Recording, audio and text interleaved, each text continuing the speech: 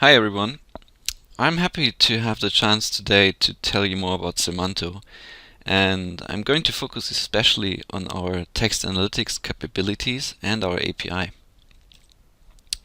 My name is Felix Mechner. I got a Master of Science degree in International Information Systems from the University of Erlangen-Nuremberg in Germany, and I'm currently a Director of Product at Simanto Research for around about 2 years, and I'm based in Nuremberg, Germany. So today's agenda looks like this. We're going to first take a look at what Simanto does. I will then go into more detail about our text analytics API, and then we can conclude with some use cases so you see how our customers use our API. So let's begin. What does Simanto do? Well, we help our customers. I think that's a good starting point. That's not all. We help our customers understand consumers' real needs. So, for example, if you're looking at online reviews, we help them really understand what people are writing and what are the individual the topics, the sentiment they have in their reviews, without just purely looking at the star rating, which gives a lot more depth and insights. How we do this? We do this through text analytics. So Simanto helps their customers understand consumers' real needs through text analytics. Our psychology AI, this is how we call it, it detects emotions that's, for example, fear or disgust or sadness, happiness in any written text. It can detect needs. For example, we had a project with a German restaurant, and they found out through our text analytics that their sauerkraut was too sour, so they had to change the recipe. And then also opinions. So this is, for example, the sentiment of a piece of text, for example, a questionnaire, or in social media. Motivation, for example, what topics are driving a positive review. So, for example, the individual topics that someone's mentioning, which one's particularly positive, which is driving the actual star rating at the end. Our psychology AI also detects personality traits, which is in our case whether someone is quite emotional or rather rational.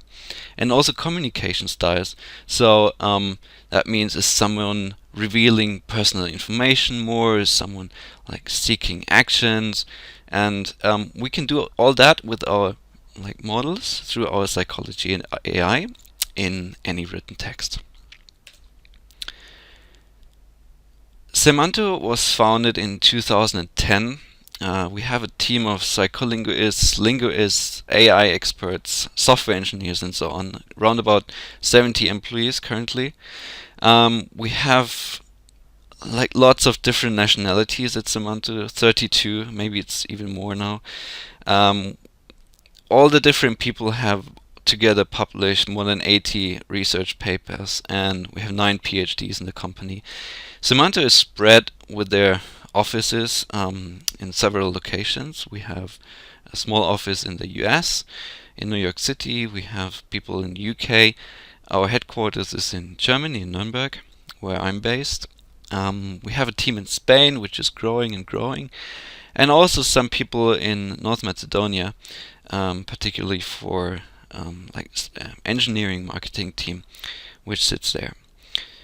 We have also quite some strong collaborations with professors and researchers across Europe and the United States. So you see some names here which may be familiar to you. We're working with the Columbia College in New York City, the Universidad Politécnica de Valencia, Coventry University in the UK, University St. Gallen in Switzerland, and Hochschule Aalen in Germany. What's our product portfolio? It can be divided into 3 main sections. And the first one is our platform product. So this is a SaaS application where someone without any technical knowledge can use our our psychology AI, our core AI technology, to just upload their data or connect it with any data sources, and then get the results in a visually quite appealing manner. The second one is our like integration. So we use our models, our AI technology, to build on top of existing other applications, such as an add-in for Excel, where you can then use the deep learning technology in Excel directly to analyze unstructured text in the cells. And you have guessed it, the last one is our API, which is the third in this group, which is also going to be our today's focus. So that brings us to the second point, our text analytics API. And this is an overview of our API capabilities as of the current state, what we have. And you see here on the right that the different endpoints that our API supports at the moment. And you can see that we have an Ekman emotion model that detects the 6 different basic emotions of Ekman. And as I have briefly addressed previously, the personality traits, you have the communication style, a simple, like I call it simple, well maybe not, but positive negative sentiment analysis. We have a language detection method that you can detect the language code of any given text, and also topic sentiment, which is quite also interesting, because with this endpoint we detect the topics or the terms in a particular text, and then we also refer them to the sentiment in that text, and can say that even though, for example, the whole sentiment of the post may be positive, someone says like, I don't know, I like the food, but the service was bad. So with this endpoint you can detect that food was addressed in a positive context, but service was addressed in a negative context. So it gives you more details to that piece of text, rather than just looking at it from a post level analysis. We're also working on a few more things to come in the future, but that's something for later. Okay, let's enjoy the view. Why am I showing this to you? Actually, I want to dive deeper into some examples, and what this is actually a hotel which I'm going to visit in a couple of weeks from now. And the hotel is called Caparina Hotel. It's listed on TripAdvisor. It got almost 700 reviews. It's a hotel in Sicily, Italy, and I thought, yeah, let's just take a look at the reviews. I wanted to, well, I have done it before when I booked it, but let's see what our AI says to the reviews that people have posted on their TripAdvisor page. Well, before we get started, I would like to share you a few things to set this up if you want to follow along with me. We have a website on developers.simanto.net where you can obtain your API key.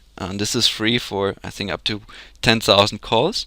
You just need to sign up with your email address and password, and then you get your API key, which you can then use.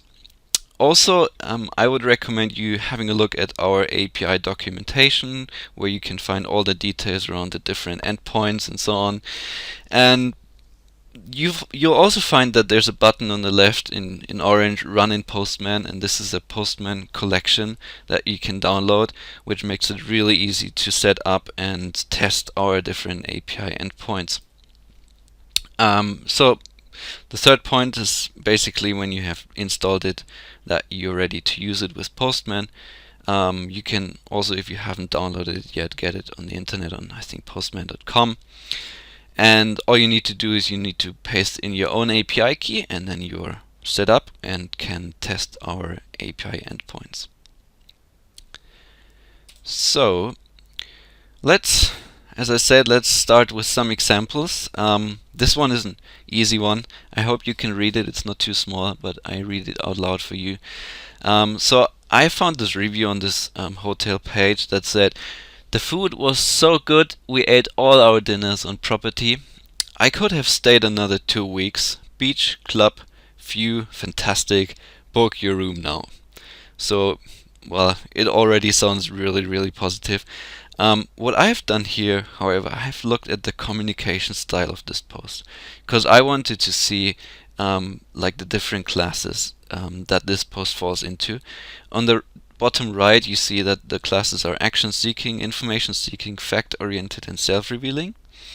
And the prediction in Postman that we got from this one is action seeking with a probability of 91% and self revealing with a probability of, well, almost 100%. And, well, what is that exactly? So let's take a look at this example. So here the person said, book your room now. So he's trying to like make people do something, and that's one of the indicators why this post has been classified as action seeking.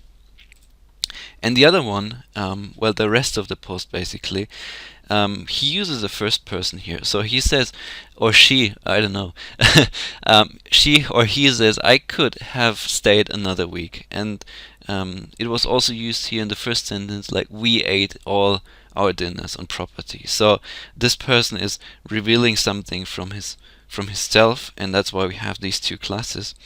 I also run the not emotion, but sentiment endpoint on this post, and it also got a prediction, which is quite apparently very positive with 98%.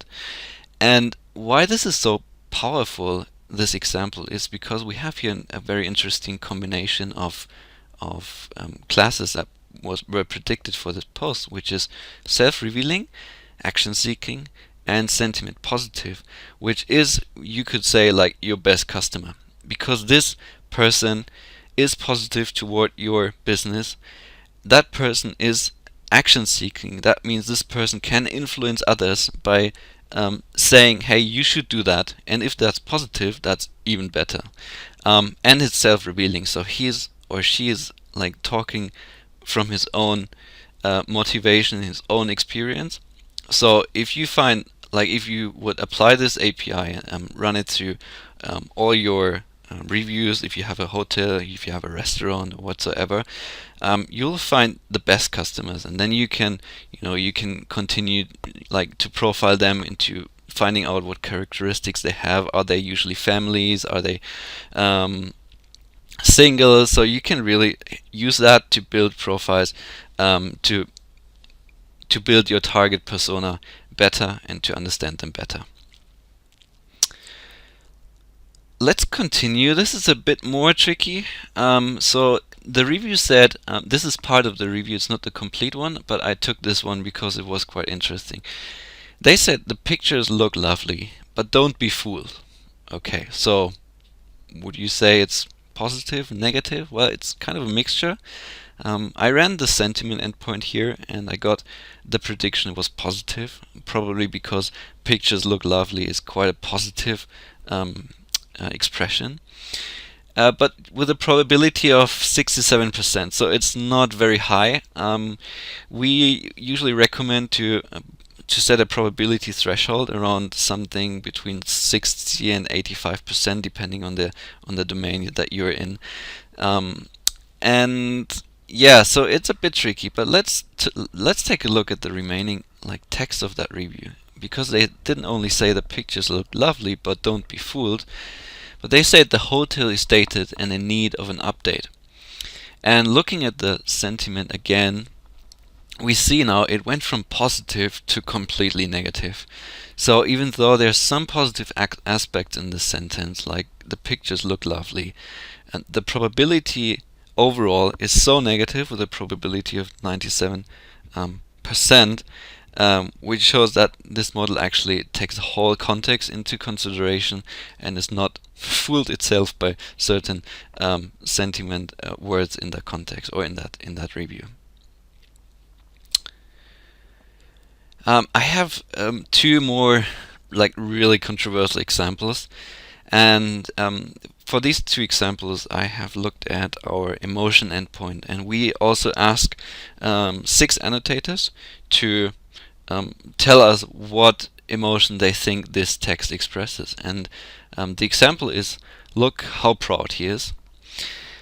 Well, think about this. Is this joy? Is this anger? You can pronounce it like differently. The first annotator said it was joy, so it was like, look how proud he is, what he achieved. It's joy, maybe. However, the second one, it said it was anger. Maybe it was like, look how proud he is. Yeah, quite angry. And we can see that there's not quite a big match between them. So it's quite mixed. Someone said it's surprise. Okay. So the gold standard is, well, there's probably no emotion in this one. And looking at our API, our AI, well, it found joy as 74%, which I think is not bad. Like, we have 3 annotators here that also said it was joy. No emotion, 16%, surprise, 7%, and the rest can be probably neglected. So it's for the API, it's probably more apparent than for the individual annotators, but you see, like, it's really, really difficult even for a human to say what emotion this is, and they didn't agree. The second one is Democratic Party chaining minorities since 1965. Well, that's a tricky one. So let's take a look at our annotators. So the first one said disgust. Okay, yeah, this can be really disgusting if you read something like that. It can, yeah, I understand this too. Surprise. Okay, well, okay. Someone said no emotion. Yeah, that's also possible. Sadness, fear. So you can see it's super difficult. There cannot be even like a proper gold standard for this. No agreement between any of those annotators. But what did our AI say? Well, sadness, 57%. Also, well, quite low. Surprise, 24%. Joy, 10%. So you can see this one was really, really tricky. But what's the performance overall? And I have a few numbers here for you. Well, we don't have to dive into each of them individually. It's just to give you an overview.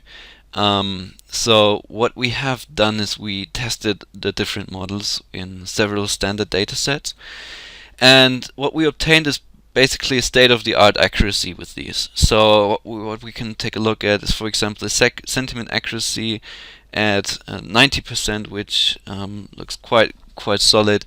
We have an accuracy for the different emotions ranging between, I think, 58 and 70%. Our personality traits, which you may remember is emotional and rational, is at 95%. And communication style also ranges pretty high, above 95% of accuracy of the performance. However, there's always like a difference between performance and also the perception of performance. So, like, no matter how high the figures are, the perception can actually be bad if the user finds the one which is wrong in the evident cases. So this guy here, which can be one of our customers, we have had that in the past.